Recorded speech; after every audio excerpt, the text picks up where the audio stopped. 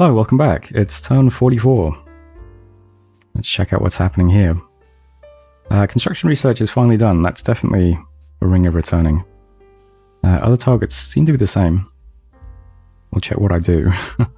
Lost Moreni, took control of Eponia, and then battling Gilgad. I think Sarah starts walking towards us with these guys.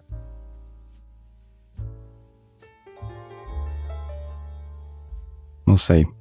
So that's here. So he went from Gila to Gilgad. Yeah, it looks like he could threaten this. I think his assumption is, because he's got a bunch of skeletons and archers here now.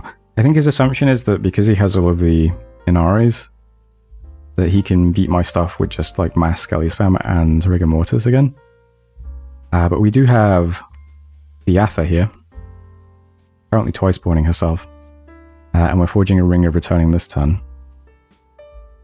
So yeah, next turn we'll have the Ring of Returning, and this stack should be in Eponia while we're on Ansaro. So, in theory what will happen is we will wipe a lot of this stuff with Wind of Death, and hopefully blow some of its gems as well, as it moves into us. And then it's going to end up having a battle with us on Saro that's like massively disadvantaged, assuming all goes well. So, this guy is moving on to Sarah this turn. These guys are just moving here, and then they'll be here next turn to help. So these guys still look pretty much the same, I think, probably. Lots of Orb Lightning spam. They'll eventually have a Storm and be able to do Thunder Strikes, though. So Lost Lands looks like this, with more Thunder Strikes. So that will be the plan. Here, I'm trying to defend against these guys. So, assuming they might go to winner, yeah, we've got some units here, and this guy doing Wind of Death.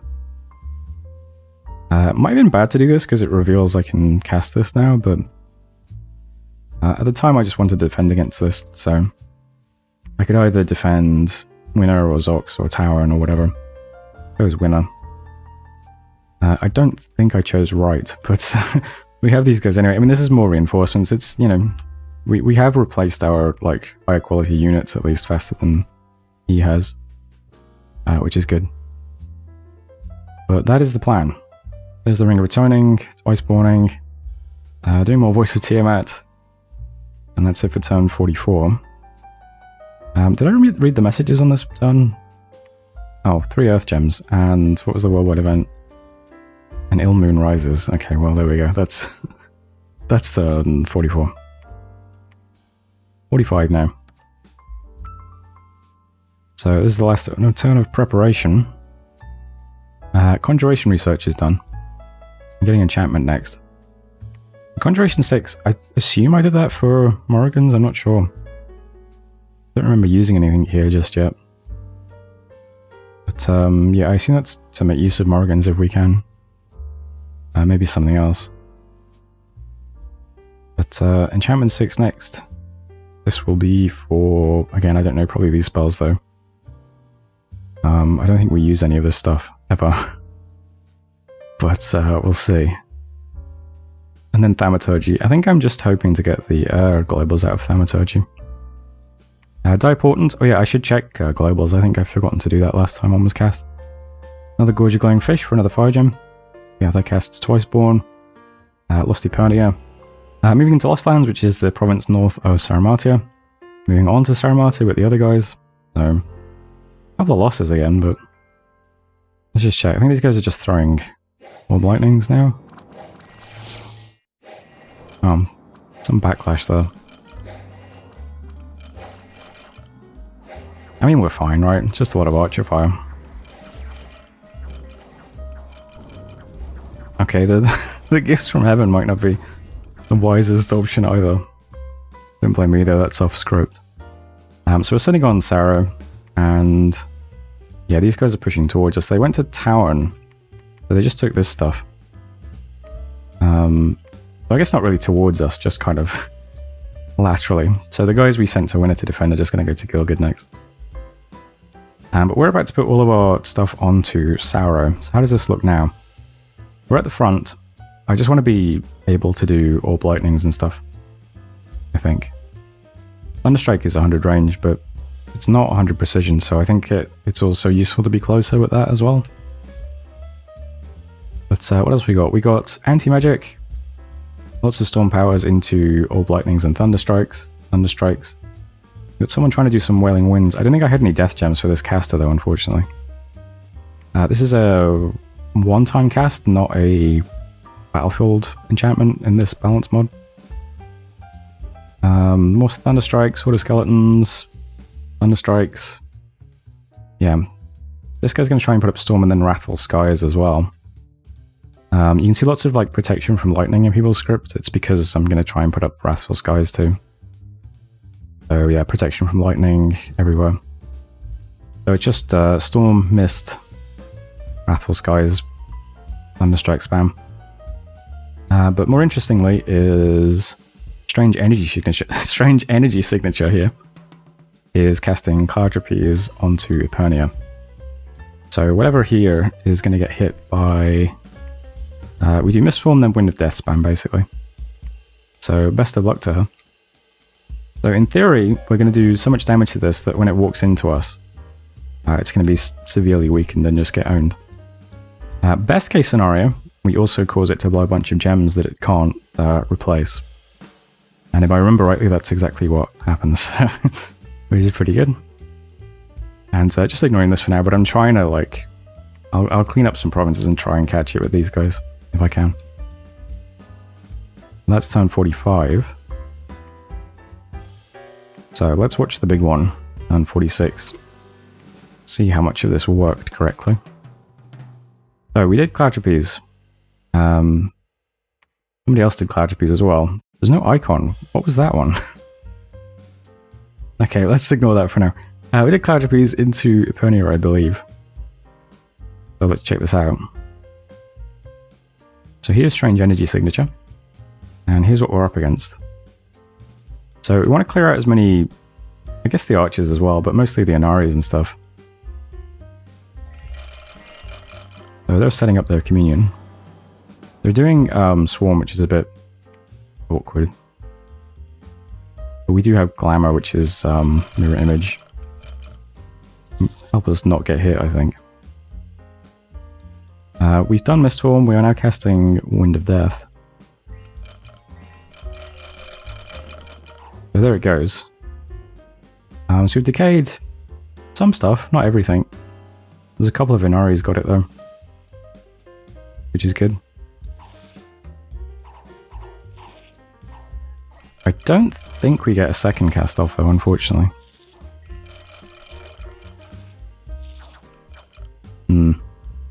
We had the Ring of Returning though, so Mistform means we take 1 damage and then we just go home. So it's pretty safe. But you can see lots of the archers are decaying at least. Yeah, the army also put up Rigor Mortis. It was cast by a white mage. Is that you guys? You're Revenants. What's a white mage again? Oh, it's this guy.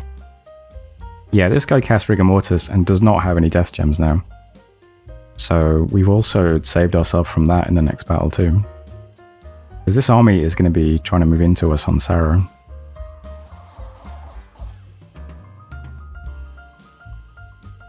So it didn't kill as much as I would have liked. We killed basically 2 Inaris and a Warrior Sork.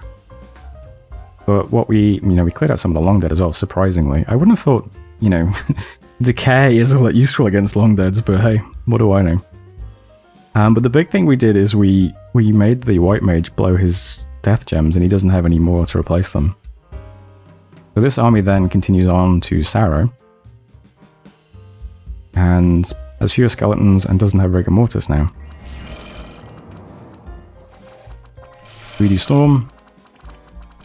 All our guys give themselves Storm Power and Lightning Resistance.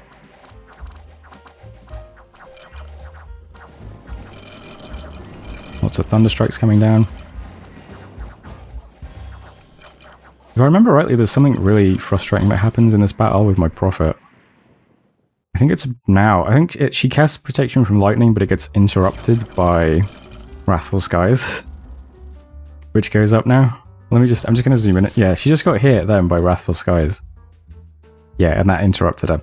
So my Prophet never casts Lightning Resistance, unfortunately. Because she gets interrupted on just as she's about to cast it.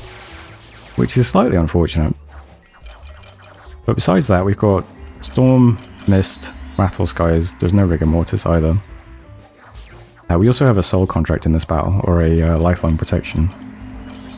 We've got some imps too, but they're a bit less impactful when they can't fly because of a storm.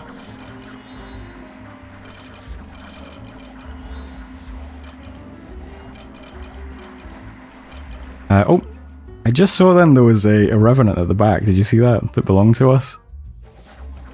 Another funny thing is that when we get kills, of course, we have our Bless giving us reanimators. So it puts a bunch of Revenants on the back in the mages, which is kind of cool. It does distract mages because it makes them cast Dust to Dust or something. Yeah. I mean, it happens enough that I notice it. I'm not sure if it's super impactful, but pretty funny.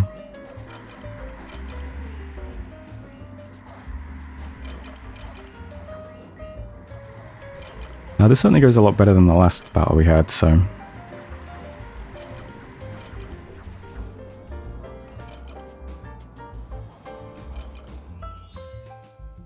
Yeah, we're really lucky that Sarah's White Mage didn't have enough gems to do Rigor Mortis twice, I think. So there goes a lot of stuff for Sarah. The Communion's gone, basically. All those Conjurers and Ari's Revenants are all just gone. The Spirit Guide, 4 Warrior Sorks, the White Mage. Pretty good result for us. It did cost us all of our Crystal Mages, Furbolg Druid, and our Prophet obnoxiously. Because, yeah, she just got interrupted by lightning while casting Protection from Lightning, which is pretty sad. But what can you do? Also moved into Gilgud with Nemedian Sorceress, was that? Oh, that's right, I remember now. I should go back to the previous turn and yeah, I Cloud Trapezed a Sork into Gilgud and then moved into it with an army. I wanted to take it during the ritual phase and then defend it in case anything tried to like go through it. Because I didn't want him to be able to get back easily, because I knew this was going to be a pretty good result for us, probably. It ended up being a good result because we stopped them from casting Rigor Mortis. I was hoping we'd wipe out a bunch of Inaris, but that's not quite how it worked out. But even so, yeah, we Cloud Trapped a Sork into Gilgud, who just took it during the ritual phase. So this is why Sorks are so powerful. Just having Air and Death lets you just do Air Shield, Mistform, and then just spam Horde of Skeletons. And this is because this is a lot of PD, but they still just can't do anything, you know? So a single human mage can just take a province like this in the ritual phase quite safely. So it gets taken in the ritual phase, and then a bunch of other stuff moves into it to help hold it, which is pretty good. So here. So these guys then move into Gilgud and find a bunch of defenders. I'm using the Nemedian Sorceress then dies, of course. But yeah, she did her job, because she was separate. I should have worked out where she'd be positioned. Yeah, but then these guys who are trying to get back to Sarah now, they bump into my guys who are defending, who spam a bunch of Wind of Deaths.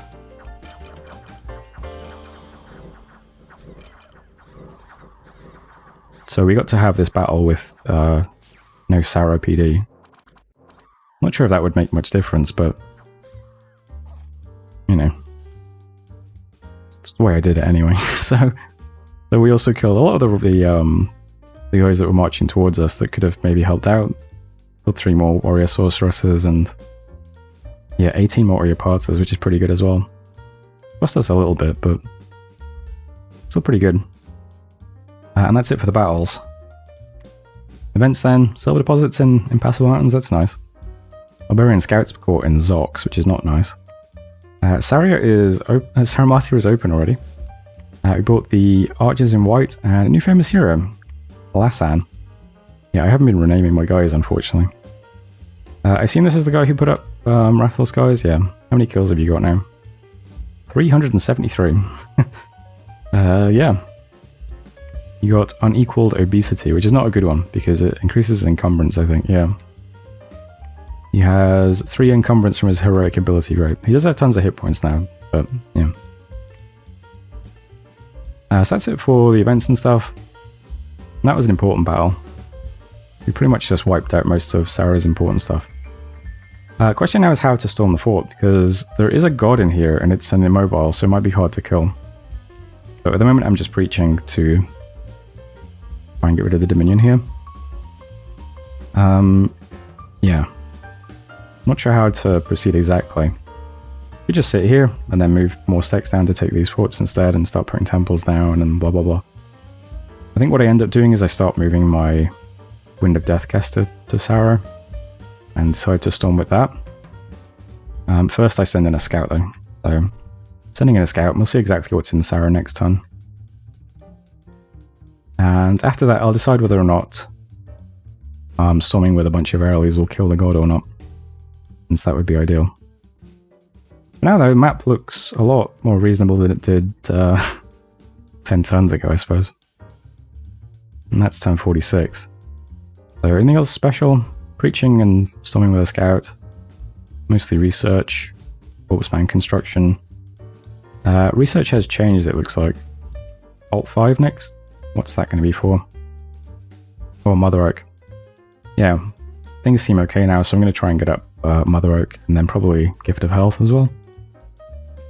And I'm moving some stuff around here. There's a Barbarian event in Zoc, so we know we're going to get attacked by Barbarians soon, so I think I'm going to lead out whatever is getting built up in the garrison through Zoc, but I'm also going to try and take these 2 provinces quickly. So we've got some Horde of Skeletons and Orb Lightnings coming to Tauren. Forest of Gear is getting my Wind of Death caster and a Thunderstrike spammer. And the Wind of Death caster can then, yeah, move to Sarrow. And Wind of Death the inside of the fort. And that's turn 46. So, getting close to where we're up to. So these turns might get a little bit more detailed and in-depth, I don't know. I'll do turn 49 soon, and then, yeah, I'll do those 3 videos together. And then things will be up to normal. So, this should be the last super low effort video. But I hope you've enjoyed following along anyway. Sorry, it is what it is. But thanks for watching, and hopefully I'll see you in the next one.